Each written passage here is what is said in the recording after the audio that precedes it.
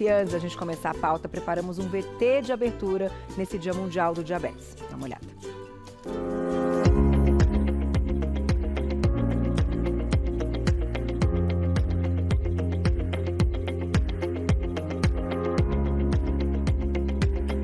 O Dia Mundial do Diabetes é comemorado em 14 de novembro e foi criado pela Federação Internacional de Diabetes e pela Organização Mundial da Saúde para conscientizar sobre a condição de saúde que atinge milhões de pessoas no mundo.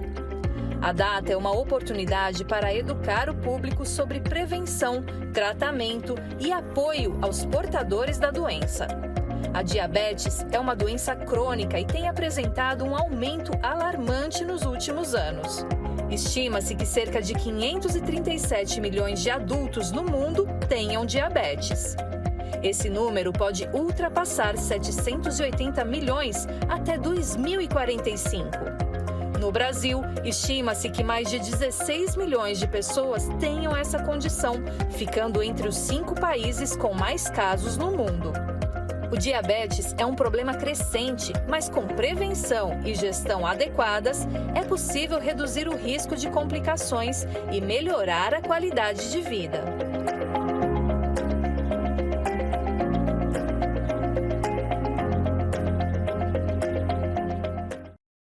Tá aí, doutora Liliane Opperman com a gente mais uma vez. Bem-vinda nesse dia tão importante, falar desse assunto tão sério, tão importante, entender por que esse número só aumenta, né, doutora?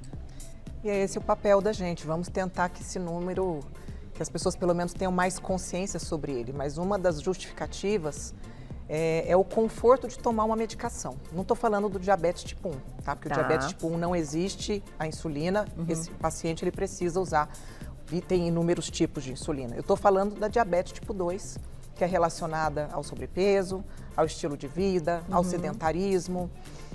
Eu falo que existem pessoas que são diabéticas e as pessoas que estão diabéticas. Existem ex-diabéticos tipo 2, que quando emagrecem, mudam a sua alimentação, fazem a prática de atividade, elas deixam de ser, elas deixam de tomar medicamento. Olha só. Então, quando a pessoa acredita que o tratamento é apenas medicação, ela vai ficar cronicamente na doença, porque ela entendendo que não é só sobre o medicamento é necessário. Sim, entendi. Mas se mudar o estilo de vida, chegar num peso adequado, praticar atividade física, ela pode não precisar mais do medicamento. Olha que fantástico. Eu acho que é essa informação que precisa chegar mais nas pessoas. É importantíssimo. Vamos só destacar, você comentou o tipo 1, para a gente colocar aqui também, é importante, né? Ele, então, tem uma questão genética também. Tem envolvida. uma questão também autoimune. Então, acontece que essa pessoa não produz a insulina, então ela precisa colocar essa insulina exógena. Tá. E tem inúmeros tipos, tem de mais rápida, tem mais lenta. É um paciente que precisa aprender a fazer a contagem de carboidratos para adequar as unidades da insulina. Tá. O tipo 2, que é o mais comum, que geralmente é a pessoa sedentária, que come muito alimento refinado, estresse também aumenta, porque o hormônio cortisol ele é hiperglicemiante. Entendi.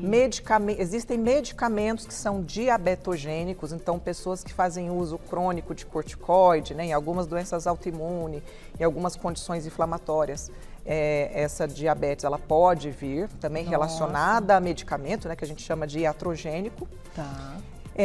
Existe a classificação que é pré-diabetes, que é quando ainda não chegou, por exemplo, nesse nível, que é a glicemia de jejum acima de 126. Lembrando que o ideal é entre 70 e 99. Tá. Quando é entre 100 e 126, a gente já está falando de um cuidado maior, porque se essa pessoa não cuidar aqui, ela vai chegar ali. E ali ela já tem, então, um diagnóstico de diabetes. É importante a glicemia de jejum é o mais comum, mas a hemoglobina glicada é um exame que nos ajuda bastante. Porque sabe, Carol, tem paciente que é esperto, fala assim, eu vou fazer uma dieta na véspera do exame para minha glicemia vir baixa. Entendi. Só que a hemoglobina glicada, ela mostra uma média de como esteve a sua glicemia nos últimos 2, 3 meses. Então, Não Entendi. tem como fazer aquela fotografia do sangue naquele momento que a pessoa teve o cuidado de fazer uma dieta. Essa daqui é aquela que quando a gente vai lá no aparelhinho, fura, tal, coloca, né? A gente tem até aqui o aparelhinho, né? Que ficou muito bonitinho essa Que é muito ilustração. válido esse aparelhinho. Né, para você ter uma ideia, o que também faz aumentar muitas vezes ali, né, a fazer o teste, né? Vocês sabem que é assim que muita gente low carb testa adoçante, né? Ah, inclusive já se percebeu que vários Inclusive, adoçantes, quando você toma Cola. refrigerante zero, né? Aumenta a insulina. Eu sou dessas que eu só confio depois que eu faço o teste. Isso Então, é interessante. Enfim, é parênteses, tá, gente? Mas isso pode ajudar alguém, então a gente tem que falar. Eu sou dessa. Veio na minha cabeça, acho importante falar, pode ser que ajude alguém. Mas, doutora, vamos colocar só o nosso PowerPoint aqui, que a gente tem, então, a definição de todas elas. Pré-diabetes, então, é o primeiro que eu acho que é importante que a gente discuta, porque aqui talvez esteja o segredo do sucesso, né? Tem gente que fala assim, bom, eu ainda não preciso tratar porque eu sou pré-diabetes e não faz nenhuma mudança no estilo de vida. É como se ela estivesse indo em direção ao precipício, já sabendo que uma hora que vai chegar na ponta e vai cair. Então isso não é uma condenação, isso aqui é um alerta. É um alerta do vamos mudar, vamos melhorar a alimentação, vamos entender essa questão dos tipos de carboidratos, de índice glicêmico, carga glicêmica, combinações de alimentos, prática de exercício, para que não chegue, então, a ser diabetes.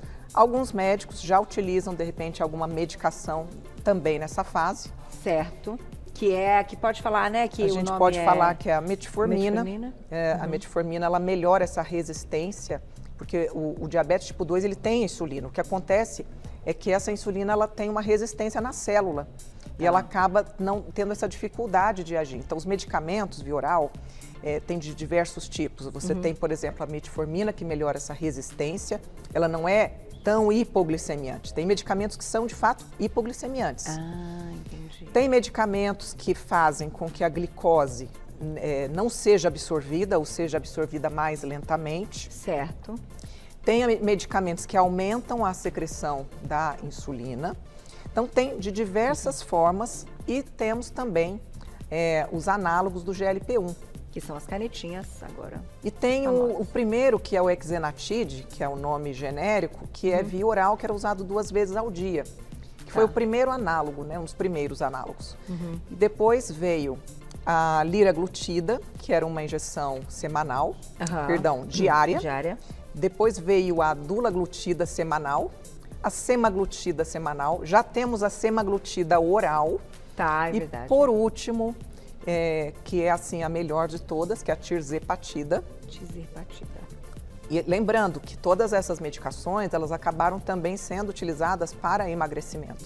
Então, uma excelente forma, né? Claro, avaliando todas as possibilidades do paciente, Sim. né? As condições de glicemia, de outros valores, né? Renais, tudo que a gente precisa monitorar para que esse paciente seja medicado. Porque uma das questões que acontece é que muitas dessas canetas são vendidas sem receita. E parece que agora isso vai mudar um pouco. Até porque estão falsificando, né, gente? Pelo amor de Deus, fala sério, né? Mas esse é assunto para daqui a pouquinho, doutora. Vamos colocar aqui na tela, a gente fez, né, pré-diabetes, diabetes tipo 1, que a doutora comentou, diabetes tipo 2, diabetes gestacional, extremamente importante, pode ter um impacto grande, né, na saúde do bebê e depois da criança, enfim. Geralmente são bebês que nascem grandes, mas quando se está lá para o segundo semestre, já se faz a curva glicêmica para entender se de repente teria alguma probabilidade. Geralmente se corrige com alimentação. A adesão de uma gestante a uma dieta, pensando na diabetes, é diferente de qualquer pessoa solitária com a diabetes, porque aqui tem uma vida em jogo. E dependendo do caso, muitas vezes é preciso uma intervenção medicamentosa. Mas geralmente ela se resolve, né? Alguns casos a pessoa passa a ter uma sequela, que a gente não vai chamar de sequela, mas é assim, engordou muito na gravidez, não emagreceu no pós-parto, continuou com essa vida desregrada e já tinha lá uma tendência, ela pode se manter diabética mesmo depois. Olha, então... Mas geralmente se resolve. Certo, passando aí o período da gestação. E aí, a Glaucia, queria que você comentasse já, doutora, antes da gente entrar no assunto da alimentação, porque nós vamos falar de carga glicêmica e índice glicêmico, que as pessoas têm uma certa confusão, entender como é que é o prato, como que a gente monta a estratégia, né, pra gente sair desses quadros aqui, que é essa diabetes tipo 3 que você comentou. Essa classificação, ela ainda não foi incorporada pelos órgãos científicos, Ok. mas acredita-se o seguinte, tem gente que acha que a diabetes ela é uma doença do pâncreas, tem gente que acha que ela é uma doença das células. A questão ela é uma doença vascular. Não é à toa que a gente está falando de lesão renal e oftalmológica. Então, acomete muito a visão. É uma questão vascular. Não é à toa que um diabético crônico não cuidado, ele pode amputar, vir a ter que amputar um membro, porque extremidades geralmente podem entrar em necrose. Entendi. E aí a gente pensa que essa questão vascular, isso acontece no corpo todo. Nosso cérebro é extremamente vascularizado. E uma diabetes, uma glicemia alta, sustentada por muito tempo, gera uma coisa chamada neuroinflamação.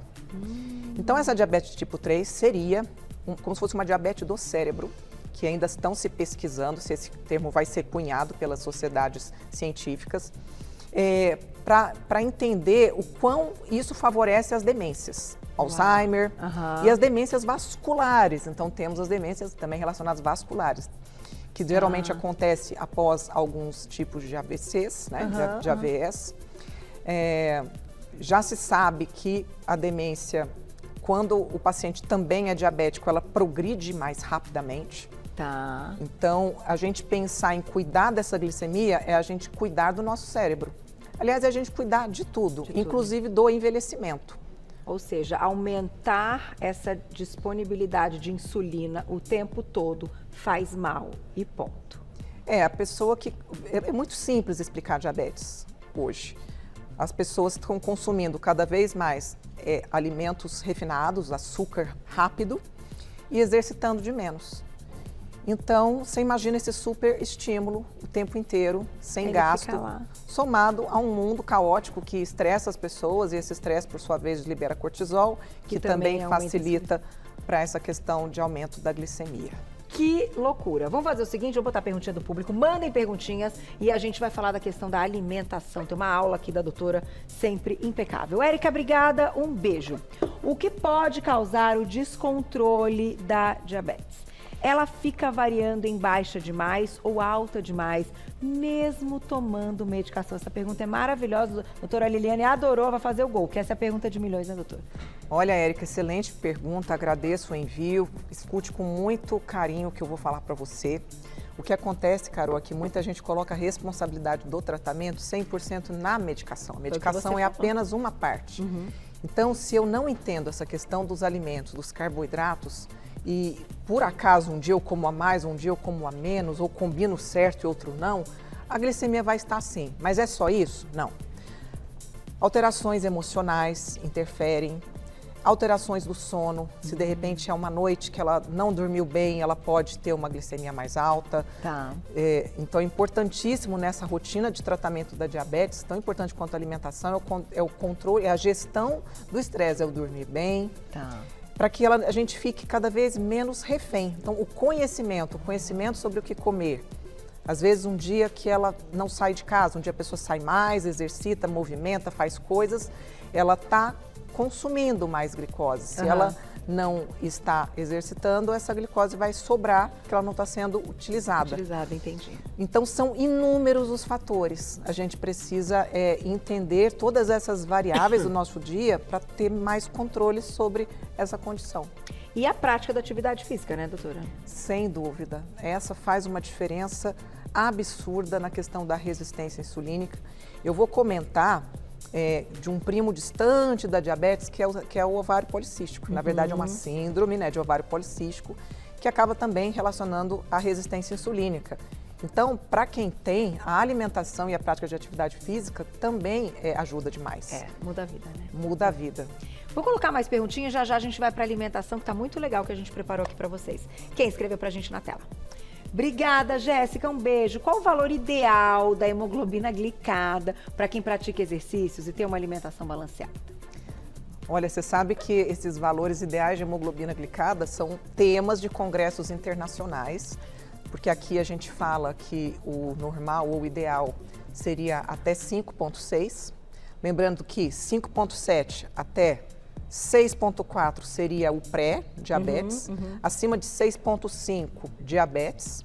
Tá. E quando a gente pensa, né, entendendo que a glicação, que é o processo que acontece nas nossas células, ela é um processo inflamatório, essa glicação. Então, a pessoa que tem menor índice de hemoglobina glicada tem menos inflamação. Se tem menos inflamação, tem menos envelhecimento, tem menos doença crônica. Então, fala-se até em valores de 5,3, 5,2. Tem muitos estudos lá fora em desenvolvimento. Inclusive, parece que esses valores laboratoriais, eles tendem a mudar nos próximos anos como uma tentativa de, já que a diabetes não para de aumentar, que esses valores, então, sejam ainda mais rígidos para que se diagnostique a tempo. Tá certo. E lá fora também, muitos estudos mostram a metformina não só como um medicamento para diabetes, mas um medicamento que melhora essa questão de glicação, melhora o estresse oxidativo, é anti-inflamatória. Perfeito. Doutora, porque no final, vamos colocar a tela, Gláucia, do índice e a carga, vamos começar com a carga.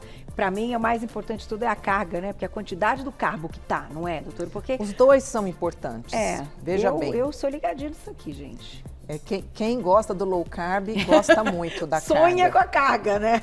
Então, a gente falaria que acima de 20, a gente está falando de uma alta carga. Então, aqui a gente tem exemplo, pão branco, alimentos que não são nem alimentos. Ó, isso aqui parece um sonho, isso aqui é aquele cerealzinho que não é cereal, que vem na caixinha, esse outro coloridinho. Açúcar, bala. Né? Balinha. Então, são os de alta carga. Os médios, a gente teria como exemplo aqui um pão integral, banana, uma batata doce. Isso aqui eu fiquei na dúvida se era um biscoitinho recheado, mas na verdade é um cookie integral. Tá. Boa. Aqui a aveia. A aveia é um alimento de média. E baixa, que seria inferior a 10, então entram as proteínas, né, o frango, peixes, carnes, frutas como abacate, aqui tomate, aqui a toranja, que é aquela laranja grande, a mais amarga, né? Sei. A maçã verde, brócolis, então... E todas as proteínas, né? Porque proteína também não aumenta, né, a insulina. Aliás, a combinação de carboidratos com a proteína é uma forma de diminuir o índice e a carga glicêmica, a carga menos, mas o índice principalmente da refeição. Entendi. Então, por exemplo, é diferente a pessoa comer um prato só de macarrão ou ela comer um prato que tenha macarrão e tem uma carne. E às vezes, se tiver uma gordura boa, isso muda. Porque a diferença da carga para o índice é que a carga é o carbo em si, é o quanto que tem por refeição. Mas o índice é a velocidade que que esse alimento tem de rapidamente essa glicose chegar até a corrente sanguínea. Tá. Então, por exemplo, para quem tem hipoglicemia por conta de hiperinsulinemia, alimentos de alto índice glicêmico não são indicados. Por quê? Porque se chega rápido, vai estimular rapidamente a insulina, que por sua vez pode gerar a hipoglicemia. Aí você vai falar para mim, nossa, a melancia é um alimento de baixa carga. E é verdade. Porém, ela é um alimento de alto índice glicêmico. Tá. Agora, pior do que a melancia é o suco de melancia. Suco de melancia. Aliás, suco em geral, principalmente se ele for coado, ele se torna um índice glicêmico elevado. Então, a fruta é para se comer. O suco se faz das frutas que não se come. Limão. Como, por exemplo, limão, aquele maracujá azedo, aquelas frutinhas mais difíceis, tipo acerola. Tá. Então, deixe para comer as frutas e beba água. Aliás, é importante a gente falar que um dos sintomas, né? Por mais que seja clichê, é verdade. Por mais que a gente ache que todo mundo já está careca de saber, mas sede excessiva, pessoa que urina demais, visão turva, feridas que demoram para cicatrizar, tudo isso pode indicar que a pessoa está com diabetes. Tá. E a gente fala assim, nossa, mas todo mundo não sabe? Quando eu atendi há muito tempo atrás em saúde básica, é como se fosse um detalhe da consulta. Em algum momento, doutor, esqueci de dizer que eu estou urinando muito. Ah, por acaso eu estou tendo muita sede, como se fossem coisas não tão importantes. A boca seca. A boca seca também. E o interessante, o bom, é que o diagnóstico hoje ele é muito mais simples. Muito simples, acessível, né? Mas Frequente. diagnosticar e tomar remédio é só uma parte do tratamento. A mudança do estilo de vida, a gente está falando muitas vezes até da cura, não só do controle.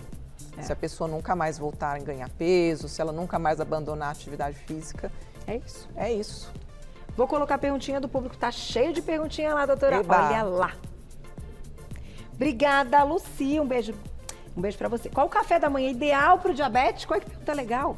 Nossa, pergunta excelente, porque é uma refeição muito importante, né? Que tantas pessoas não fazem. E que a gente gosta do pão, né? Que todo mundo gosta do pãozinho. Mas o tradicional pão com manteiga, suco de laranja e café com açúcar é uma bomba para diabetes. Dá para melhorar? Dá. Pega um pão integral, coloca um queijo branco, né? Uma proteína para ajudar a diminuir esse índice glicêmico. Tá. Tire o açúcar. O ideal é tomar o café sem nada. Tá. Eu um dia quero chegar nesse grau de evolução. Eu também. Por enquanto eu uso aquela estévia. Eu também uso adoçante. Né? Fruta se come, não se bebe. O suco de laranja, veja só, um copo de suco de laranja são 6 laranjas espremidas e coadas. Ou seja, toda aquela fibra que ia fazer com que o açúcar da fruta chegasse lentamente na corrente sanguínea não vai ter, então ela vai vir como uma bomba. Tá. Ou pode ser aquele ovinho também, um ovo. Um ovo fantástico, né? O famoso pão com ovo. Quando fizer a tapioca ela tem alto índice glicêmico. Mas se ela faz a crepioca, que você coloca o ovo, já diminui o índice glicêmico. E talvez até a quantidade de tapioca que use, né? Exatamente. Mas é sem glúten, não importa. Vai inflamar menos, mas vai inflamar. Entendi. Então tem que, de repente, colocar alguma fibra junto, né? Fazer aquela tapiaça, que é a tapioca com a linhaça. Ai, tapiaça deve ser bom, eu nunca experimentei com a linhaça. Você coloca o farelo da linhaça, né? Ah, que legal. Eu vou botar mais uma, doutora, para dar tempo da gente responder mais, mas depois a doutora Liliane responde lá nas nossas redes. Eu sei que tem muita pergunta. Rosa, obrigada, um beijo. O estresse pode alterar o exame de glicose? E muito, e muito. Olha só. A pessoa que no dia, muita gente, sabe? A gente pensa que não, mas tem muito adulto que sofre para fazer exame de sangue. E só o estresse de pensar, meu Deus, vai furar meu braço. Isso já libera um cortisol, então ele vem com glicemia alterada e vem com cortisol elevado. Só que aí você vai olhar a glicada, é baixa. Então você entende que é uma questão pontual. Tá, por isso você falou que é tão importante, né, da hemoglobina glicada. Glaucia disse que essa é muito importante. Vai dar tempo, vamos lá. Ângela, um beijo, obrigada. Doutora, é verdade que a diabetes pode ser causada por células do intestino? Essa teoria, né, de que muitas doenças elas vêm do intestino, isso é muito válido e nunca foi tão válido. Afinal de contas, hoje a gente só se fala sobre o microbioma, não só sobre o intestino, mas esse microbioma que é essa junção. E existe uma condição chamada disbiose que leva a uma hiperpermeabilidade intestinal. Então esse intestino, ele deixa passar coisas que não devem. Nesse processo, ele pode desencadear processos autoimunes, inflamatórios. Então a gente precisa cuidar desse intestino. Esse intestino não pode ter essa permeabilidade que se tem. E a gente cuida dele com hábitos saudáveis. Com hábitos saudáveis. De repente, se tomou antibiótico, tem que tomar probiótico, porque o antibiótico ele tira todas as bactérias ruins e as boas vão junto.